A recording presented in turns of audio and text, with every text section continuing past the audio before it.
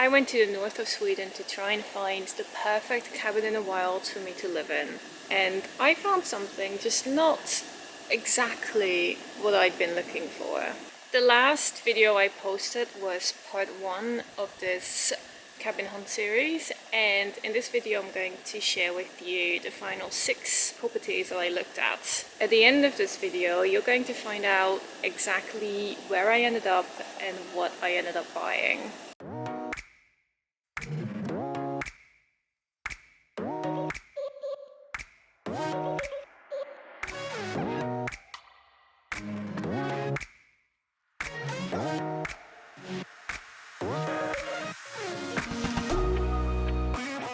To reach cabin 7, I walked through the forest. It was very remote, it felt very wild, and I really loved the highway leading up to it. Even though it was far away from everything, the cabin itself was actually part of a small community, and the other cabins were a lot closer to the property than I thought they would be. It felt a little bit run down and messy. Some of the other properties had a lot of things lying around. The land itself was really lovely, lots of trees. It felt smaller than it was because on the other side of the fence you would see your neighbor's building. The inside actually had everything that I would want. It had a huge fireplace, a bedroom, a kitchen.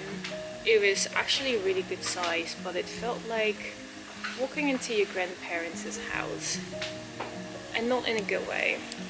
There was actually a lake, but to reach it you'd have to make friends with the people that owned the property in front of you to actually get there. So that didn't really sit right with me. It wasn't a property for me. After this cabin I went further up north again and took some trains, took some buses, and then walked for a couple of hours to reach this little house on the back of this villagey area. It was alongside a very quiet road, so I didn't mind it being so close to something civilized. I didn't mind it not being tucked away in the woods. It had a huge grassy front. It also included some of the forest on the other side of the road, which is a little bit useless because you couldn't really do anything with it, but it was nice to know that the plot was quite big.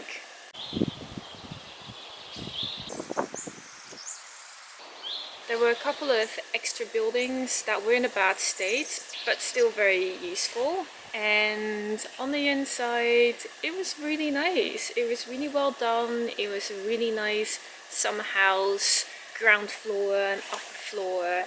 It was a bit shabby chic, but in a good way. And all you needed to do really was probably insulate a bit more and add a heating cable to your water pipe so it wouldn't freeze during winter. So it was definitely adaptable for winter living.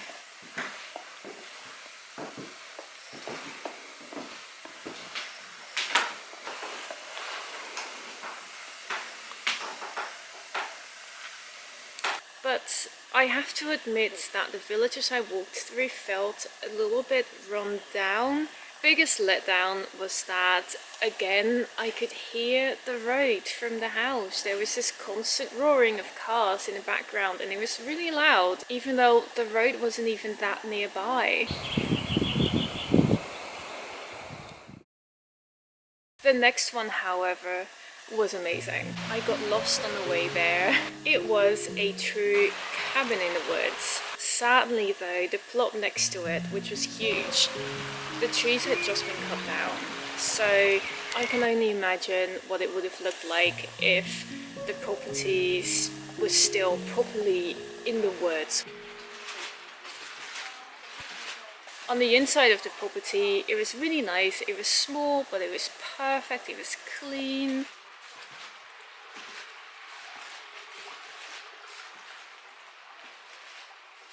There is no water connection, there is no bathroom. Obviously the water you could get from the stream on your property. The plot was very interesting. It was very long and narrow. There was a slope on the side of it, so you couldn't really use all of it. And halfway through the property there was a stream. As I walked towards the back, I realized that this stream was actually a huge river. Wow! With a dam that took up half the plot, and it was just insane. It was roaring really loud.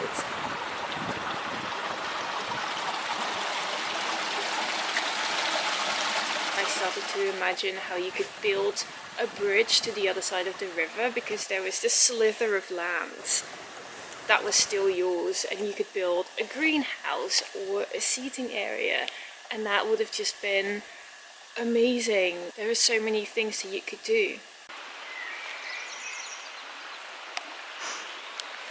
Unfortunately though, the phone signal was really bad, and the dirt roads that led to the property was quite long and wouldn't be ploughed from snow during winter.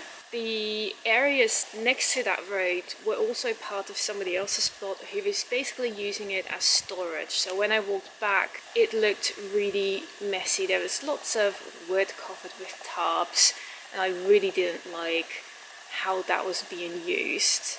The nearby villages were also a little bit odd. The cabin itself was amazing. It was very popular. People were bidding on it. There ended up being a bidding war. I'm really not surprised about that. After this property, there wasn't anything to look at. There was a huge dip in the properties to view, and I decided to go on a hike. I went down to Sundsvall and decided to spend some time hiking St. Olavsleden.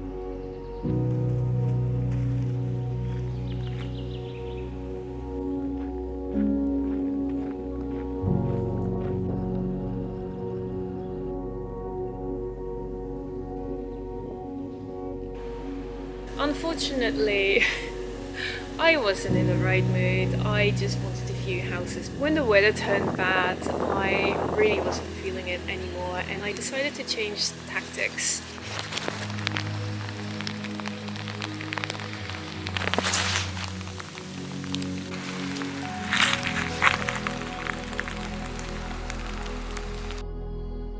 I had been completely disregarding anything that was in the south, because I didn't want to be too close to civilization, agriculture, people. I really wanted that remote feeling of the wild, but I wasn't actually finding it.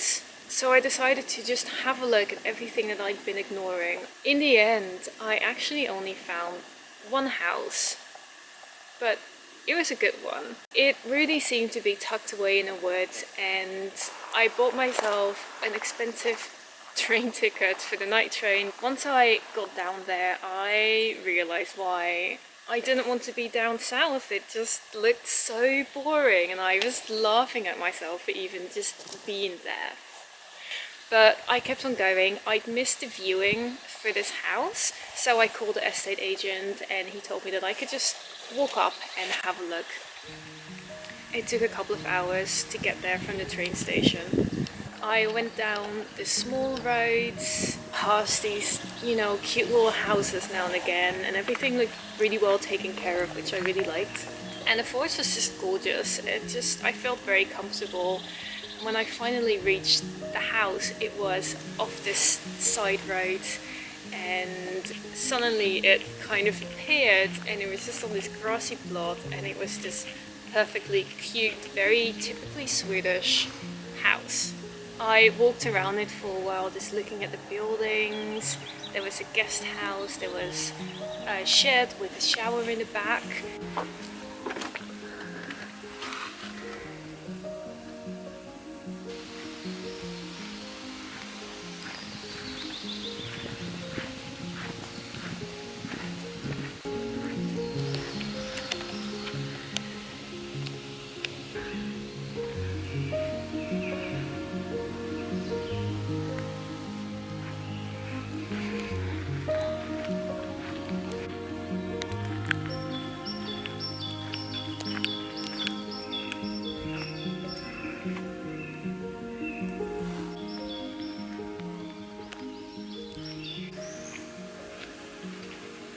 The main house definitely needed some work. It was rotting away a little bit, but I realized that it was the most perfect house that I had seen.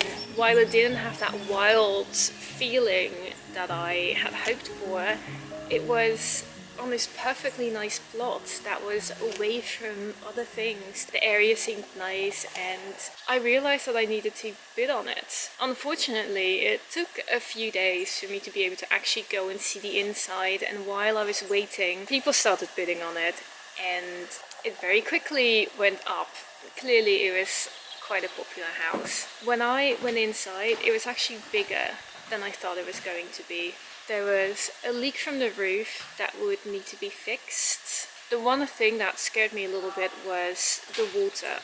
The house had its own water pump in the garden, and to make it windproof I would need to bury the pipes and add a heating cable and make a new little house for the water pump and heat that. So that was very overwhelming, but I just knew that I needed to start bidding on it, and when I finally did, it felt really good. After viewing this property, there was actually one other house that was quite nearby. It was a 30-kilometer walk up north, and I spent the day walking up and found it next to the road, this completely overgrown property.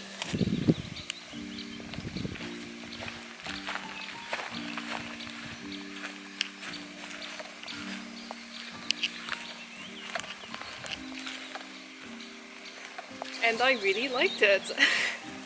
I don't know what happened, but I went south and suddenly I liked all of the properties. The road was very quiet, so I didn't really mind it being right next to it.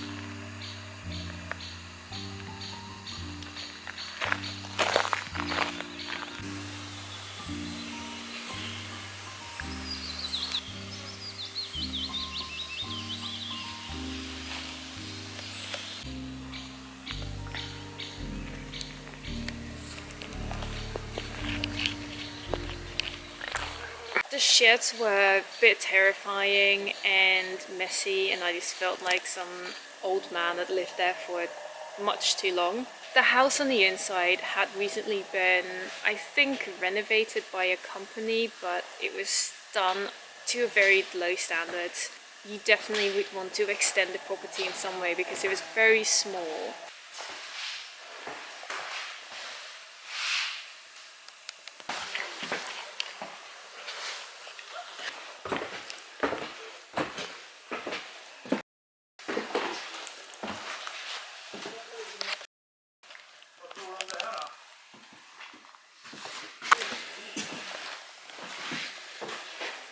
There was no water and no bathroom, but I liked it. And I kept it in the back of my head in case the other property wasn't going to work out.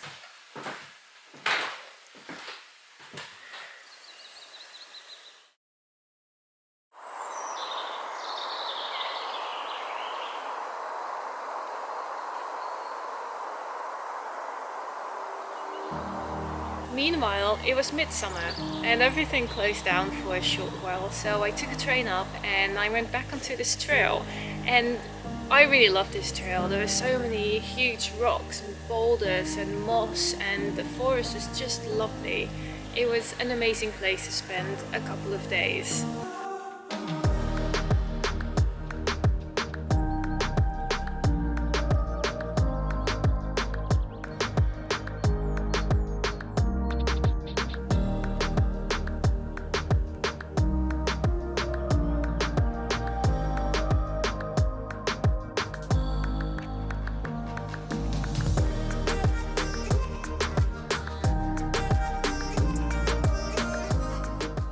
While I was bidding on the other house, I decided to go back up north, and I went to Ludvika, a little bit further up, to look at this other house.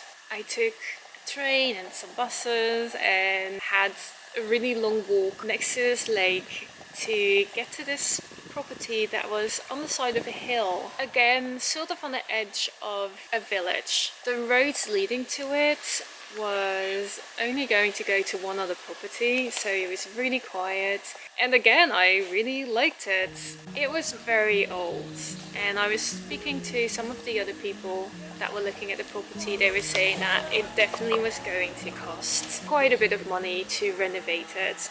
But there was just something about it. It was very traditional. On the outside, you could see that the old log cabin was underneath the new red facade, and I really liked that.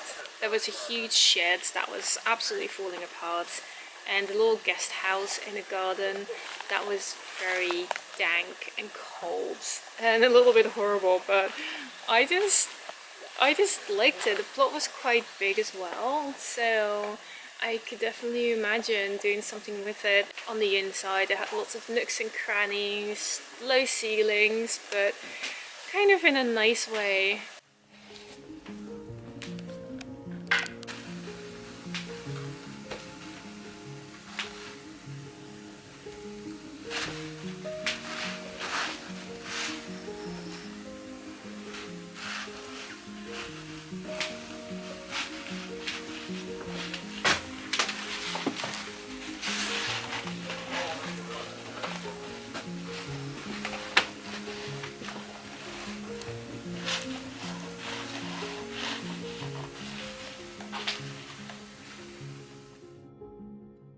But then something happened.